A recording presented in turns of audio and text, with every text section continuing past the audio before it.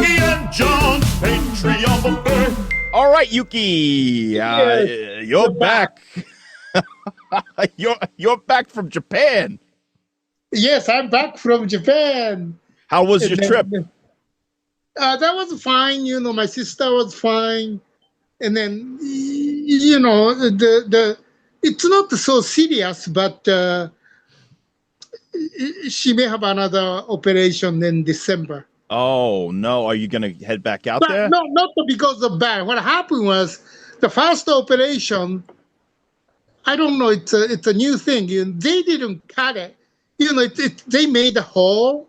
Those camera.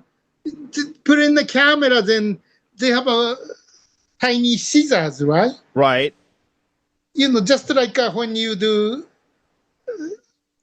your ass thing. I mean, proctology? Yeah. They have a small camera with the scissors put in your body. Then you just, I don't know how that works, but. Right. So the doctor didn't cut her body. He used those, tube. Oh, okay.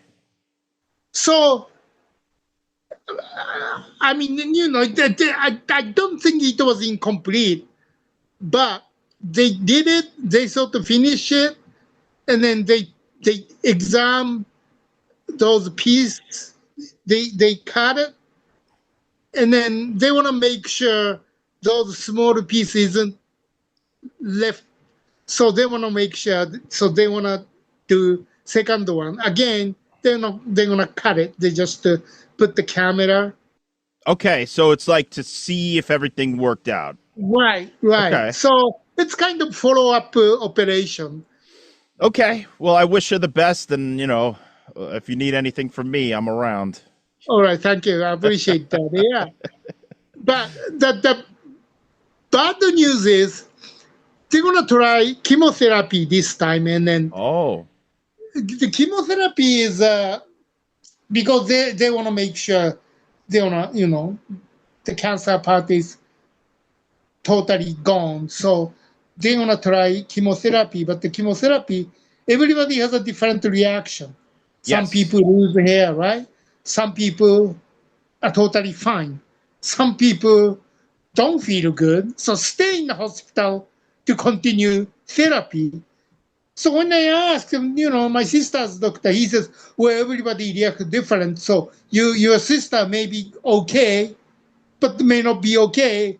I can't tell you until she does first chemotherapy. Oh, shit.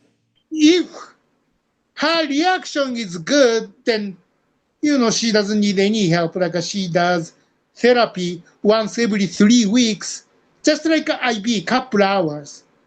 But if her reaction is bad, like if she doesn't feel good, she may not be able to do any housework, no cleaning, no grocery shopping, no cooking, then she may need my help. Right. So I may have to be there before first chemotherapy, then how it goes. If she's fine, she doesn't need me. Right. But she needs help, then I may be her help. Okay, well, you're doing a nice thing. I mean, some family members abandon their family in the darkest moments, and you're actually being a good brother. Shit, you're a good guy. Well, I owe my sister because while I'm in United States, fooling around, do whatever I want to do in my life, my sister taking care of my parents. Oh. That was supposed to be my job because I'm the second, but I'm only son. So it was my job, but she did it for me. So I owe her. So, I see.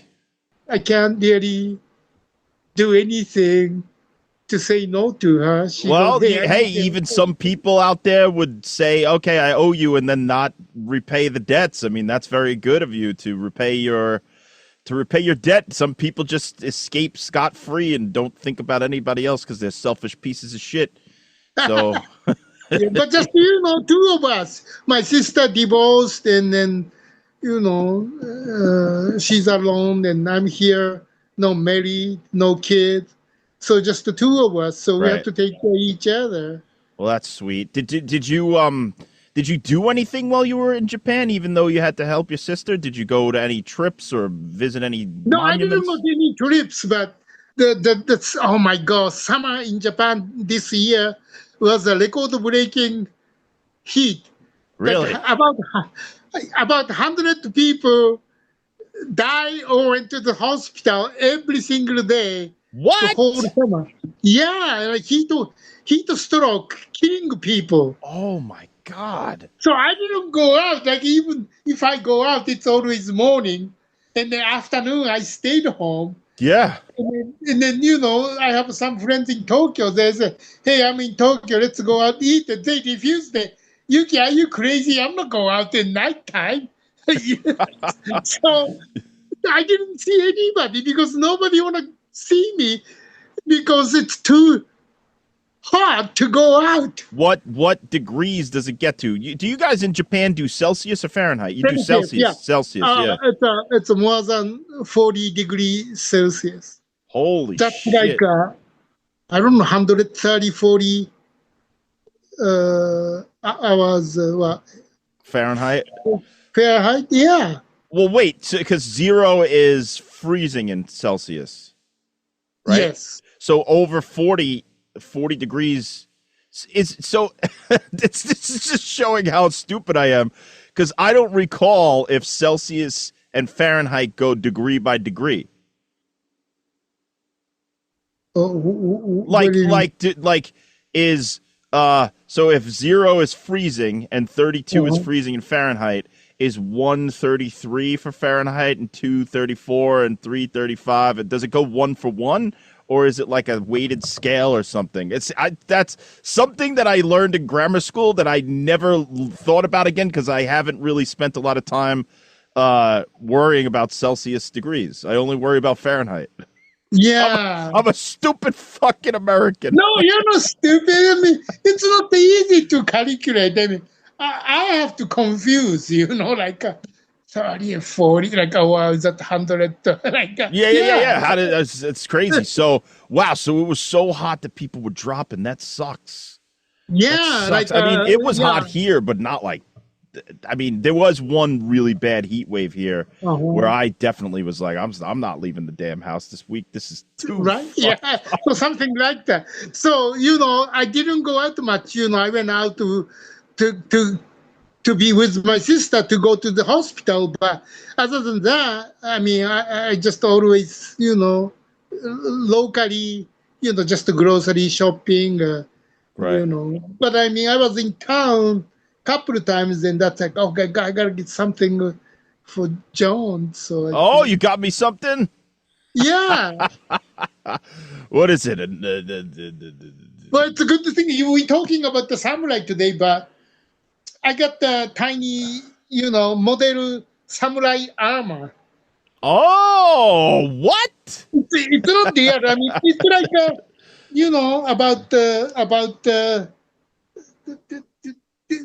like small, like this.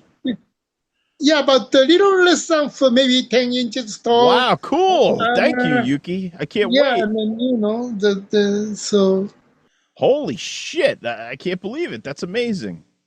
Yeah. Well, yeah, we'll talk about samurai on the next episode. This is just right now. What we're doing is just a general catch up. We could talk about anything in the world. We could talk about anything, because this is like what we call coffee clutch. You know what a coffee clutch is, Yuki? No, what the heck is that? It's like when here's the exact definition of a coffee clutch. KLATCH. It's a social gathering where friends get together over a cup of coffee to chat and gossip. The term comes from the German word Kaffeeklatsch, which means coffee and gossip. So we're gonna coffee it up right now. I got some coffee. I hope you have some coffee. We could talk shit. We could gossip. We could catch up. Yeah, we're doing the coffee clutch. Here we go. Cheers. Yeah, cheers. All right. Did you hear about Darren and Lisa? Did you hear about their divorce? Who or what? No, I'm pretending to be an old biddy from Long Island and just talking shit about all the people. But yeah, Yuki, so what's any gossip or any news? I mean, we could talk about the news right now. It's crazy, right? Tylenol's no longer no longer. Oh my God, what's crazy? I mean, I always use Tylenol, and then it works for me. First thing I think, I feel sick. Maybe I have a headache. I have a cold. I always buy Tylenol because it works for me. So Tylenol I take when I'm really sick, like if I have the flu or something like that and I'm feeling super fucked up, I'll take Tylenol. But in a general headache or a hangover, the last maybe 10 years I've been doing Motrin. You ever try Motrin? No, I never tried Motrin. If I have a headache, I always go with aspirin. Yeah, aspirin. But Motrin, it's an aspirin. It's an ibuprofen. It's just, to me, it's the one that makes me feel the most normal, fastest. Just in general. I mean, I've done Advil, I've done all of them, but I don't know what it is about the Motrin. It's the orange pill. It just works. It really helps. But when I'm super sick, I have like this feeling about Tylenol, like it's even more strong or something. I don't know if that's true, but I feel like it's like a placebo effect where I'm like, I need the Tylenol, I mean, is that true? Like, the pregnant woman take Tylenol, and then baby is autism. Like, based on what? I don't know, Yuki. All I know is that back in the day, there was this guy in L.A. when I lived there. And I remember specifically he was a conspiracy theory guy, but he one day cornered me and went off about acetaminophen, which is the active ingredient in Tylenol. It's the stuff in NyQuil. It's the stuff that is the ingredient. He went off. He's like, acetaminophen is the root of all evil. It's gonna rot your liver. It's gonna rot the world. It kills people. It's slowly. And I always remembered him going off on that thing. And then yesterday or the day before, whenever they announced this Tylenol thing, I'm like, holy shit, was that conspiracy guy actually right? Holy shit. He was flipping out about acetaminophen and aspartame, which is the stuff that's in like diet drinks. That's the sugar substitute. He said that like what, 10 years ago, 20 years ago? Almost 20 years ago. Flipping it. And I remember he was flipping out. Like, if you ever take Tylenol, you're the problem. You're going to die. And, I'm like, okay. Well, wait a minute. So how did he get the information? I mean, probably somewhere on the internet. I don't know. Like, I mean, maybe it is not great for you if you take it every day, or maybe it isn't great for the fetus if you take it while you're pregnant. I honestly, I'm not a scientist. I don't even know what Fahrenheit versus Celsius is. Don't ask me. All I know is that this guy freaked out about this. I always remembered that speech he gave. It was like me and one other person yelling at us. It's Tylenol, like acetaminophen, aspartame, and now RFK is yelling at the American people. It just is really interesting and weird. So, I mean, I'm not gonna stop taking it. It's right. I mean, okay, you can fucking get liver damage from drinking whiskey, but I drink whiskey as long. I have a feeling it's the same thing as if you don't do it in excess, it's probably better. Like if you're addicted to Tylenol, that probably is where it gets you fucked up. I think it's conspiracy. You do? In which way? You think it's a conspiracy that RFK and Donald Trump are telling the people lies or truth? I wouldn't say, it's a truth or not, but it's conspiracy. Somebody's making money from this. Okay, that's so kind of conspiracy I'm talking. I don't know see. who's making money. Yeah. That's a great theory. So it's not about right or wrong. It's about who is making a profit from this comment or, news. I think that's always, It's a universal conspiracy. Any Right. country, any politician, any company. Yeah. That's the bottom line, because maybe, who knows, what if RFK and Donald Trump are secretly invested in alternative to Tylenol that they're going to unleash after they disparage Tylenol and then take the market down and make their money. Yeah, you never know. I mean, that's not outside the realm of possibility. As you know, Yuki, we've discussed politics on this show before. I have zero affiliation with the left, the right, anybody. I think they're all fucking crooked. Anytime that you get past a certain level in politics, you are shaking hands with the devil and making nefarious deals that will fuck people over. And also making like, how do these fucking politicians get into office with like $100,000 in their bank account and they leave with $100 million? I mean, come on, what the fuck, are we stupid? It's disgusting. And honestly, the way that all these people, I actually hear, you want to hear about my last week when all the Charlie Kirk stuff happened, right? And the girl who got stabbed on the train. What? You weren't in America when this happened? The Ukrainian girl got stabbed on the train in the neck. You probably weren't here. Okay, so yeah, that happened right before Charlie Kirk, and it was all over the internet. I mean, the footage of her dying was all over Twitter, all over the social media, even Facebook, who usually is good at censoring. Okay, why she was stabbed? Just some guy. He just was crazy, and this black guy just was sitting behind her. She sat down in front of him. She was looking at her phone, and all of a sudden he got up and just fucking stabbed her in the neck. And she like looks up in horror, and then she basically just bleeds out and dies. And so anything to do with Charlie Kirk? No, nothing. No, it just happened right before Charlie Kirk, and that's what everybody was like showing that, arguing about it, theorizing about it. How did the people on the train not help? How did this guy get off? He got off like 14 times from this one judge. He was a 14-time offender in criminal activity. Holy shit.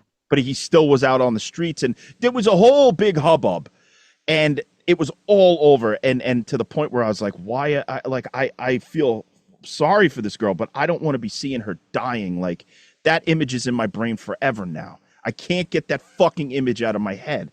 And then, like 2, 3, 4 days later, the Charlie Kirk assassination happens, and it's even like crazier how it explodes on internet. It was like I couldn't get away from seeing this bullet go in this guy's throat and him fucking dying. And then I started like watching people celebrate his death. Then I started watching other people try to cancel the people who celebrated his death. And finally, I just said, why am I feeding my brain with this fucking shit? Here's what I'll say about mainstream media. They maybe they suck in certain ways, but they don't always show you the fucking gore. I appreciate that about the mainstream media, is that they're not going to, like, maybe some do now, like on the 24-hour cable networks, which I don't necessarily watch all the time. But seeing that image over and over, and the image of the girl, fucked my brain to the point where I learned how to use on my phone screen time, and I've now blocked Facebook, Instagram, and Twitter. I'm only allowed to use them 5 minutes each a day. No joke. Except on days when I say I want to promote something like our podcast, I'll turn that off. But I'm done. I don't want to fucking watch people argue. I don't give a fuck about Jimmy Kimmel. It's not like the fact that people are sitting there thinking that Donald Trump makes a phone call and goes, get rid of him, and that's as simple as it was, is just so stupid. It was way more complicated to get rid of Jimmy Kimmel. Like, the people in Disney had to do with it. The people in the FCC. Right. It's an all overarching thing, but people just saying that Donald Trump did it. Get the fuck out of here. And who gives a fuck about Jimmy Kimmel anyway? The guy, like, yeah, he has a show. Maybe he's funny sometimes, but the guy's kind of an asshole too. Like, we're all fucking assholes. That's the problem, Yuki, is you and me and the rest of the world, we're all fucking assholes. And then when bad things happen to us, we blame everybody else except for ourselves. Because the reason that I read that I'm going off on 14 tangents. The reason I read that Jimmy Kimmel got fired was because he was He got in trouble for what he did, whatever he did, which I didn't even really necessarily agree was that bad. I mean, it was bad, but it wasn't that bad. He was going to double down and go worse. He was going to go harder. And it's like, a guy just died. Can't you wait 2 weeks before you start attacking people about the fucking situation? Can't you wait a couple of weeks? Let's de-escalate the fucking political heat wave that's happening right now instead of feeding into it. That's what I feel is the problem with all these people who are fighting online, is that they want to escalate the situation and that they also don't view these deaths, the girl and Charlie Kirk, as real life. People are so fucked in the head from social media that it's like television to them. These real life events are like television, so they're treating it like it's the Game of Thrones finale or something. It's sick. We're fucking fucked as a society because of social media. I believe that. To me, it's like sick. If you kill people, I mean, that's crime and that's sick.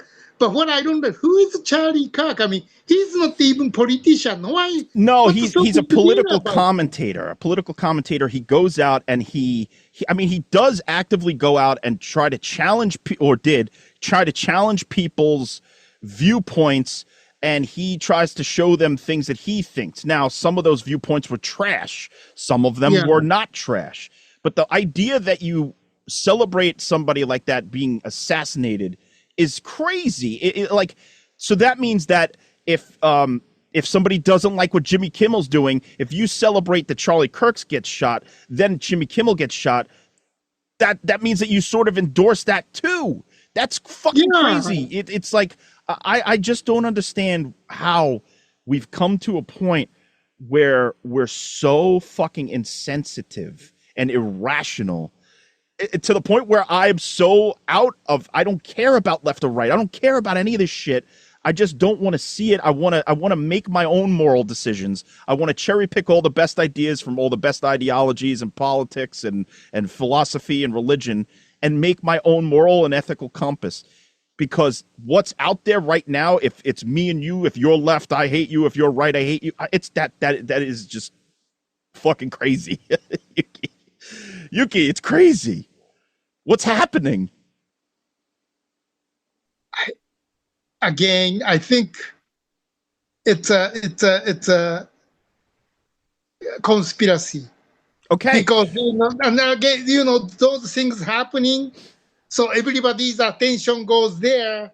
Meantime, behind everybody's back, something going on. Yeah, look over here, look over here. Meanwhile, over here, they're doing some fucked up shit. Yuki, I think that you're right, man. And who knows what they're doing, or who knows why they're doing these things, or who knows why they amplify these things to such a degree to make people hate each other. I mean, there are people in families, friends, who aren't speaking to each other anymore because of the left, the right, this.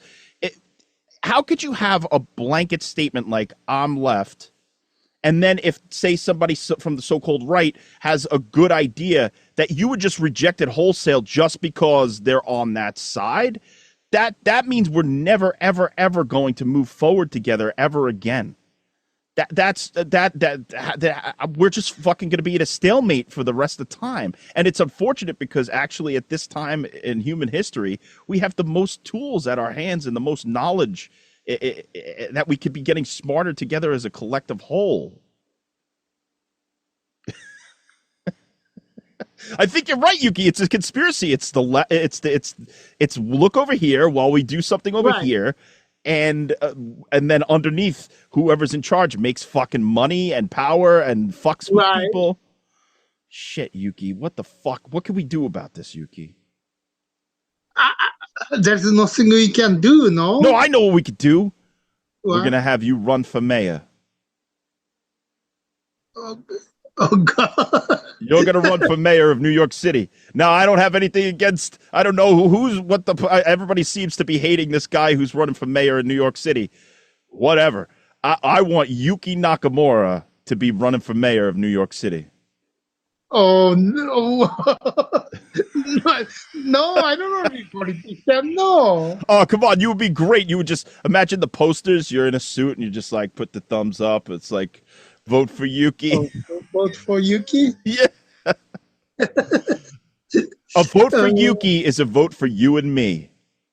Ah. I'll be a campaign manager, Yuki, because what we'll do, we'll do, the campaign would be off the beaten path. It wouldn't be the normal shit where you go to the fundraisers. No, you would go to like the Nighthawk Cinema, or you would go to like the Museum of Modern Art and just give a speech outside. You know, we would go and do like underground marketing.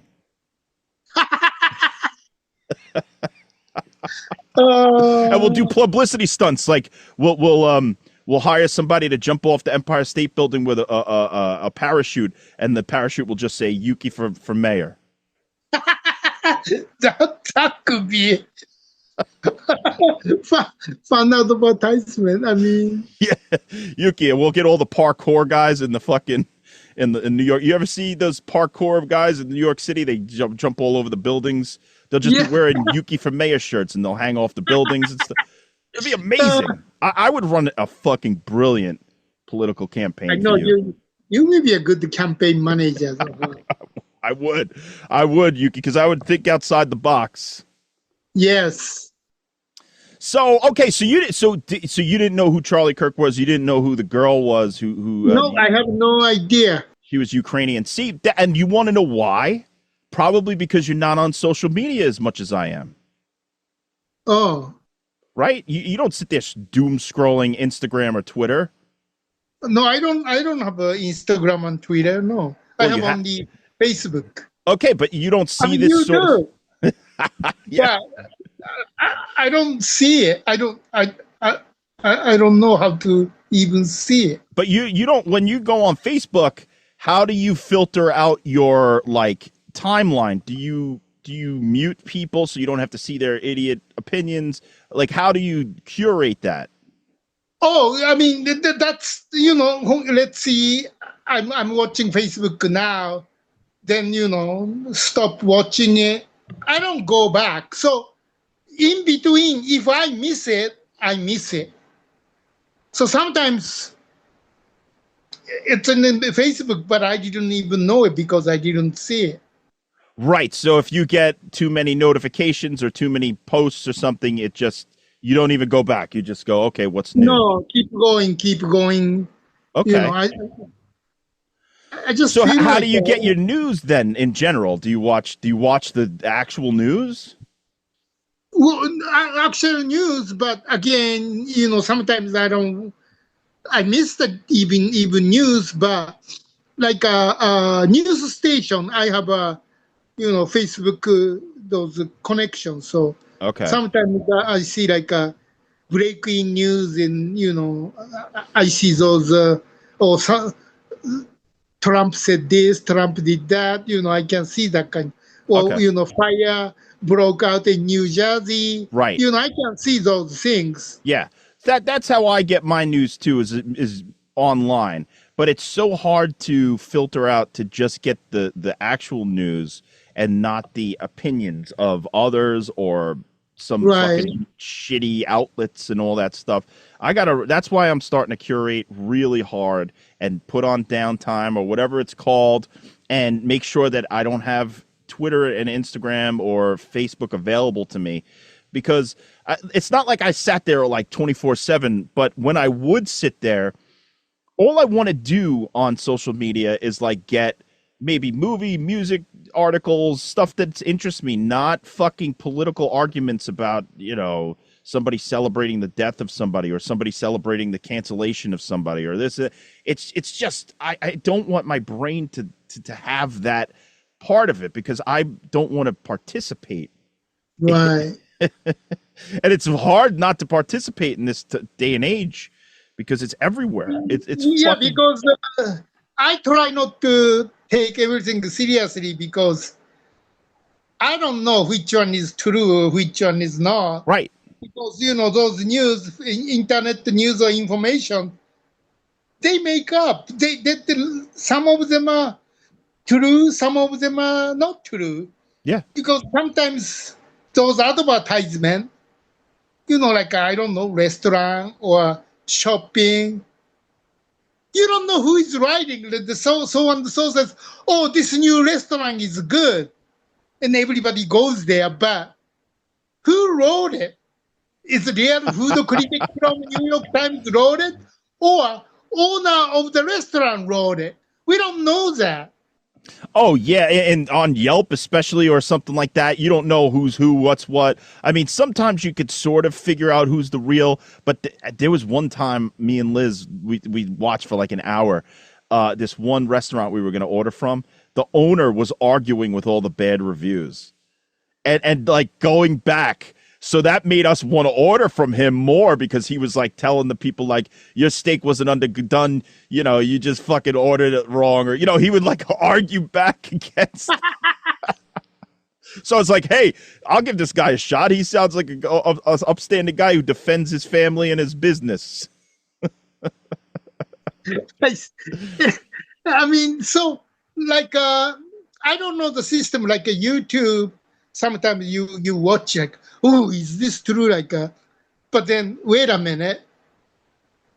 As long as you attract the viewer, you get the more people to see. Then you get the more advertisement, and then you get the more money, right? Sometimes the truth doesn't sell, so people make shit up and then say, "Oh, we were wrong. Now we have new information." They do that on purpose all the time just to keep the 24-hour news cycle going. Yeah, so you know, those sometimes fake news, more fun news or interesting news, more attract people means they make more money than the other news. So that's why, you know, those internet information, you really can't tell which one is true, which one is not. So I really have to be smart to read it to make sure is this true or not. Well, movie sites are notorious for doing that. They'll be like, Brad Pitt is going to star in the new Pink Panther movie. They'll just say crazy shit, and then people will click, oh, my God, really? And then it'll be like, no, asshole, it's actually Eddie Murphy. That's confirmed 4 months ago. And then you go onto the page, and it has, boom, like a fucking 1,000 ads. You can't even scroll up or down. You're stuck in this ad nightmare. I hate that. Yeah, I hate that because sometimes there was this. I forgot what site it was, but they used to have great headlines like, you know, the top 10 reasons why Betty White fought with B. Arthur on the set of The Golden Girls. I'm like, I want to read that fucking article, and then you go in there and it's like 5 pages of lead up, and every 2 seconds an ad pops in, ad pops in, ad pops in. It's just it's clickbait. Yeah. Well, yeah. Yeah. But I want to know why Betty White and B. Arthur didn't get along on the set of The Golden Girls. Yeah. All right. What else, Yuki? Because we talked a little bit about politics in a coffee clutch. I think you get into politics a little bit. Let's talk about personal lives. What else you get besides, you know, I hope your sister's doing well, but anything else happening with you? Any developments? Well, we have personal developments, Yuki, together. Oh, I think we can say it now because we were waiting for a sort of an official announcement, but we're in talks. Not in talks. We're actually going down to Florida to act on the first episode of Up All Night with Rhonda Shear. She's bringing it back, Yuki. That's cool. I'm so excited. Isn't it cool? Like, so we've worked with one horror host. Now we're working with another. We've worked with Lloyd Kaufman. So we're sort of making our way through all the legends of horror until we finally get to, I don't know, George Romero, but he's dead. Oh, so we're becoming famous in the horror community. I don't know, man. All I know is that I think we are, let's put it this way. We are able to get the job done. That's true. We're reliable. Yes. No bullshit. No bullshit. And if you start the bullshit, we call you out because, look, you know, some people, like, I actually talked about this with a guy. I just did a podcast, the Trailer Punk podcast. And one of the things I realized is, like, the greatest sets that I've ever been on, and I'm sure with you as well, are the sets where it's not a nightmare because everybody's angry. It's not a nightmare because everybody's under pressure. It's like when you start to have a little time to play like a child, right? Because that's really what we're doing on sets is playing make-believe. It's just an extension of us, like as kids, be doing House or a Rambo or whatever it is that we did when we were kids. that's an extension of it. And when it's like sort of playing, that's the best. Right. Right? I mean, even like, okay, so say like when you're on a set and stuff and the pressure's high, Mm-hmm. you go home and you say, why do I even do this? What the fuck is the point of this? Because some of the thing you look at the lead up to this pressure and it's like, oh, well, this could have been done differently so that we didn't have to do this, so that we didn't have to do this and fight. So there's ways in the planning stages that things could be streamlined and fixed. Right? Right. And then, you know, when I start doing this, the pressure was so high when I didn't have enough experience or enough. So, but then towards the end, once you have more experience, you're older, you know how to do it, the pressure was less. Right. And then it becomes a pleasure when the pressure's not on. But when the pressure's on, and like I understand, again, though, like I'm not saying this is wholeheartedly 100% all the time, but pressure is necessary in certain regards because I understand it's a business. I understand that people are putting up money and they want results. But I never understood the idea of like negative pressure versus positive pressure. You see what I'm saying? Like when people turn it into like anger and yelling and screaming and fighting and like, what the fuck is the point of it? Why are you doing it if you can't just, because you're supposed to be making something that's entertaining to people. And I think behind the scenes, if you're fighting and shit, it just doesn't make it pleasurable for anyone, including the audience. I think what makes you different from like a superstar or not is like, just like this. When you want buzzer beating winning shot, only 1 second left when you're losing 1 point, that pressure, if you're a superstar, that's not the pressure. That's fun to do it. You want to make that shot. Yes. The pressure becoming fun. Hey, I want to make, this is fun. I make winning shot. Yeah. But if we're not superstar, don't give me a ball. Right? Well, Yuki, but I've seen you, and I know that I've done it. It's like there's like 3 seconds left on the clock, and there's not enough time to get it done, and then we fucking throw up and we had a swish. I've seen you swish, Yuki. I've seen you do it. So I think that's to answer your original question. I think that's why we're involved now with to do with the Ronda show. I think because we're going to deliver, we're going to bring a little of our flavor to it, and it's going to be funny and it's going to be fun. That's really what it's all about. And so the Up All Night revival is happening on the Kings of Horror, where we're also doing Spooky Yuki's Scary Questionnairey, Yuki and John's interview buffet. That's right. Yeah. Oh, I thought that. I remember that when we showed it. Yeah. So we're gonna do that for the Kings of Horror. We'll be involved in the Halloween episode for Up All Night, which will air, I believe, October 25th. Okay. And which is weird, because the night before is the last drive-in, and I have 3 songs on that episode that Gwar performs. You know who Gwar is? No. Gwar is a heavy metal band from outer space. Oh. And they have all kinds of like costumes, and they kill people on stage, and blood and goo squirts all over the audience. Oh my God. They're going to be on the last drive-in on the 24th for the Halloween special, and they're going to perform Joe Bob is Back in Town, the Drive-In Oath, and then one original song that I wrote for them called Splatterfoo.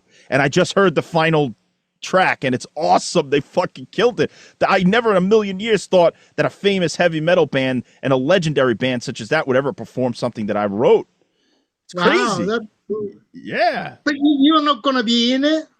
Not on the show itself, but my music's there, Yuki. I mean, that's even better. I don't have to show up. They just did it for me. So that's awesome. 2 nights in a row. The 24th will be Gwar performing some of my songs, and then the 25th will be on the Up All Night Halloween special. Oh, by the way, am I still in the last episode or no? I haven't heard from them yet still. Which episode? The Joe Bob. Oh, that Yuki, that's something I don't know, man. I'm not involved with those people anymore. And I honestly, somebody asked me about you on that same podcast, the Trailer Punks podcast. And they said something like, "Oh, when you and Yuki left," and I said, just to be absolutely 100% clear, Yuki did not leave the show, and there is absolutely no reason why Yuki shouldn't still be invited onto the show. And if they're not inviting Yuki because of me, then it's bullshit. For them, like, hey, Yuki is with John. That's wrong. So John left. Then they think I left with you. There's no evidence of that. You didn't do that. You didn't say that. You weren't part of that. And they know, Yuki, dude, you know. Let's just put it that way. You know. I know what I know, but they don't know what they know. So no, they know what they know, Yuki. They're using it as an excuse to not bring you because they don't want to spend extra money, and it's just bullshit. It's the typical bullshit, and you should be involved. And the fact that you're not involved, and then what they'll do is they'll say, "Oh, well, Yuki was in Japan." Well, he's in Japan for 2 months out of the year. You have 5 shoots a year. He's only gone for 1. Where are the fucking other 4 shoots that Yuki could be on? Yeah, all of a sudden, magically, you just need him when he's gone? No, it's a fucking excuse. You know the whole drill, Yuki. It's fucking bullshit. Anyway. Yeah, so it's a bullshit, but that's why, I'm saying I'm not with them, even though I never met. Well, okay, I agree with that, but what I think you should do is lob in an email and say, "Hey, back from fucking Japan for I was only gone for a month and a half." Well, wait a minute, they know I'm back. Because I posted.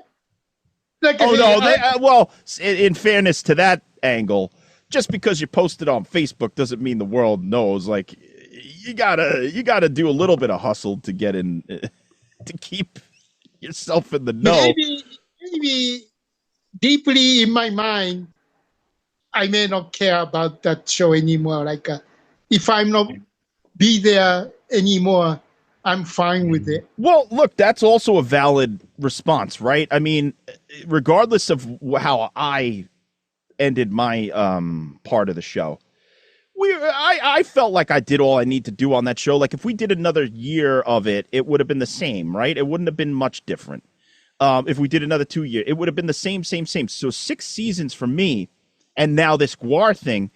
What else do I need? It's not like I'm making money where I'm going to get rich off of it. It's not like I was even making that much money where I could live. I mean, I only had 1 year where I had a livable wage. So, yeah, I feel very proud of my contributions to that show.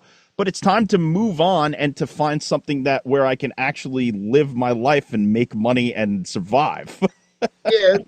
As opposed to being a fifth banana who can't even get invited to a convention because everybody says that I'm busy. It's bullshit. The whole thing is bullshit. So it's nice to be with the new show, the All Night Up, right? All Night Up. It's so we're separating from the last drive-in. I won't say separating. I'm still going to gladly remember all of the good things that I contributed to the show, and I'm not afraid of that part of it. Like that, I own it because I loved part of it, like the Spookies rap, all that stuff that we did, where you and I contributed good stuff.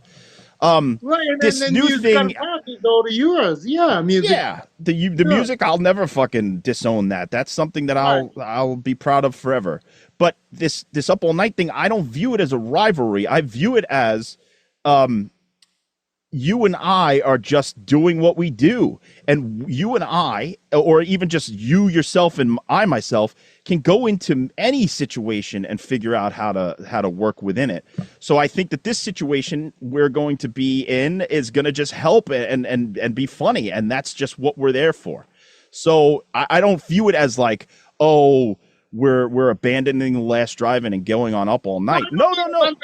We don't have to say it like Yuki and John from the last drive-in. No, why not? Why not? We definitely should, because it's part of our heritage. It's like you know, you come from Japan, but just because you're from the U.S. means that you say I'm not from Japan. No, fuck that shit. We still can own. I mean, I think that you should put every single time next to your name in parentheses Hallmark Channel, The Last Drive, like all the things that you've ever done, because it's part of what brought you to this level. Trauma, everything. Put it all in. Don't forget the past. Oh, well, okay. Right, Yuki, you should own all of your beautiful accomplishments. I think, even if some of it was not great or whatever it was, whatever you put into it is what's important. And I know, and I've seen you put in massive effort and improve a lot of things for a lot of people. And that's sometimes it's hard though, because I did it for the money, I did it for the project, I did it for the people. Every project I had a different reason, and then sometimes I did it shitty show because the pay was good, and then those shows I don't even have this credit in my resume because. Oh, so certain shows you don't even put on your resume. Oh no, I have lots of shows I don't have in my resume. No. Land of the Lost, you don't put that on your resume? No, Land of the Lost I have in the resume. I look, Yuki, warts and all, like that's the way I view it, is like, okay, for instance, my music, right? All my music.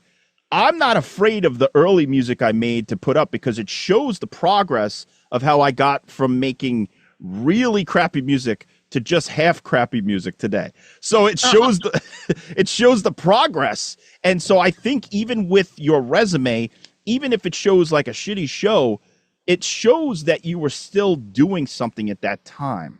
You know what I'm saying? There's not like a gap in your resume where somebody goes, well, what were you doing for these 5 years? And you say, well, I don't want to tell everybody that I worked on Mystery Woman or whatever the hell it was that you were working on.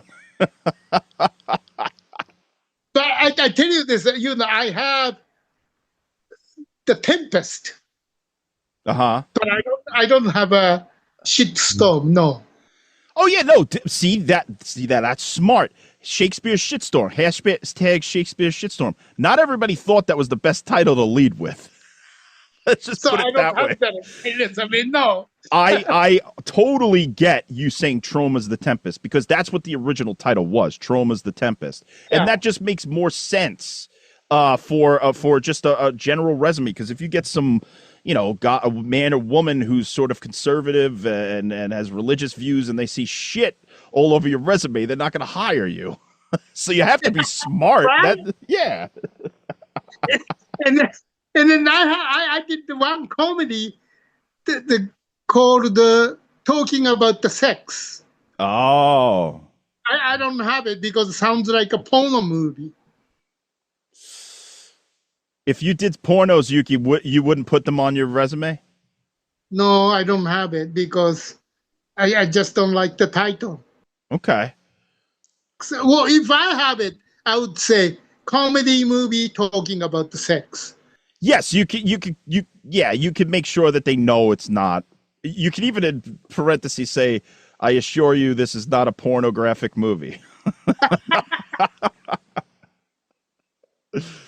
Well, but look, Yuki, the future's wide open, man. We did an episode on the future, and we didn't really talk about our own futures, but we got a lot of cool stuff going on. We got this thing, that thing, the other thing. Some of them we can't talk about, some of them we can talk about. And I'm pretty excited to be on this journey. And I'm also excited that we continue this buffet thing, because people really think that we get into some topics that a lot of people don't get into. Like all the podcasts that I go on where they interview me, they're like, you guys talk about everything. It's like, don't you? Like in your real life, don't people talk about everything? Isn't that the point? Well, maybe. Well, I know we do talk about anything, everything, but some people don't talk about subject we do. Maybe. I mean, I don't know. Well, but we've done everything from, say, laundry to farting. Right. So we get into everything. It's like We've done philosophical ideas. We've done comedy ideas. We've done every kind of idea you can. But I like that because it's more like real life. You don't just talk about stand-up comedy in your real life. The subject always comes to something else.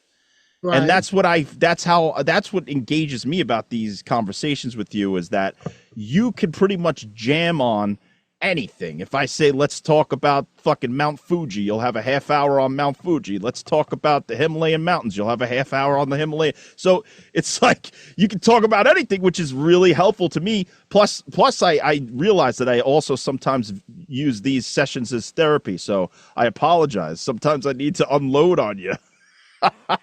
Yeah, I didn't know that. Not on purpose, but sometimes if I like I just got worked up about the whole Charlie Kirk and the fucking political state of the world. I just had to get that off my chest. But I don't really sit there and unload that on my parents and my girlfriend and my brother at dinner. But with you, I feel like I could get those sort of thoughts out there that I wouldn't be able to articulate in a social setting. Oh. Right? Don't you feel that way? Sometimes you could say things here that you wouldn't just say to somebody if you were at a dinner party or something. I mean, I don't analyze myself, but only I know is my personality, and then I know I talk to more than other people probably, and then I do say something I shouldn't say sometimes. I have been, troubling myself because what I said. Like what? What are you worried about? That's my thing is, hey, I'm not going to lie about it. For example, act as a friend and go see their show. I'm not going to lie about after the show said, oh, you are great, even though they suck. So when I think they suck, even the rest of the world is saying you're great.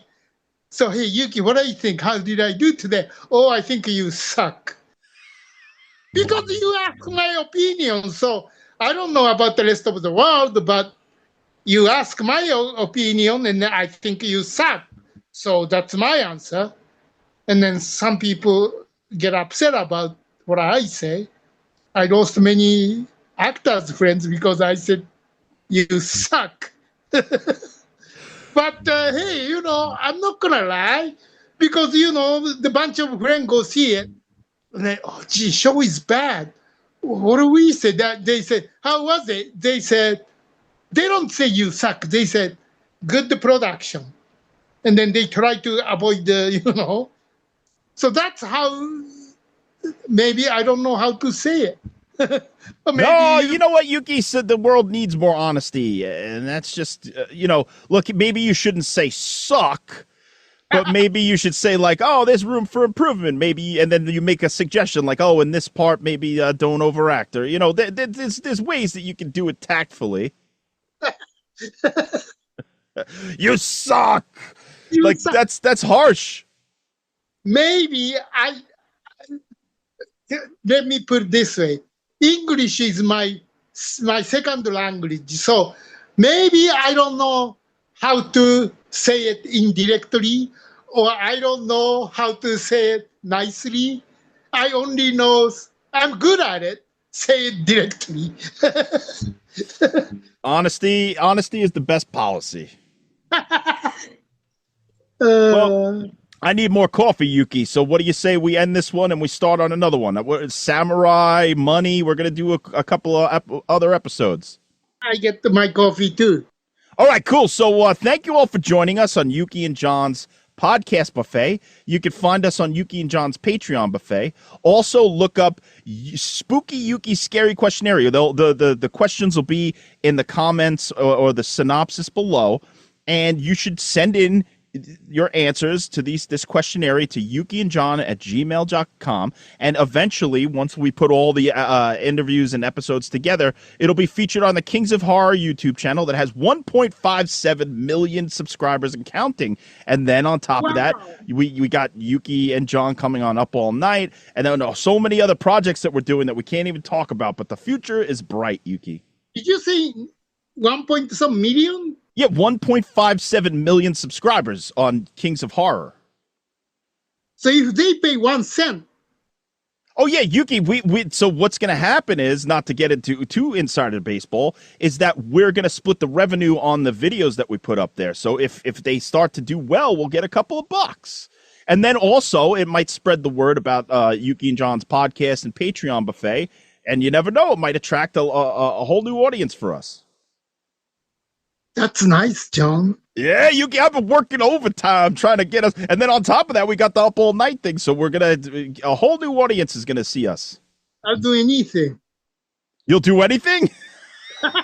You know what I mean? But not that, but I do anything. Yeah, don't tell everyone that you do. I won't take advantage of you doing everything, but other people might. So be careful, Yuki. Okay. All right. So we'll see you next time at the Patreon buffet, John and Yuki. Have a good day, everybody. Sorry about the political rants. Yuki and John, Patreon buffet.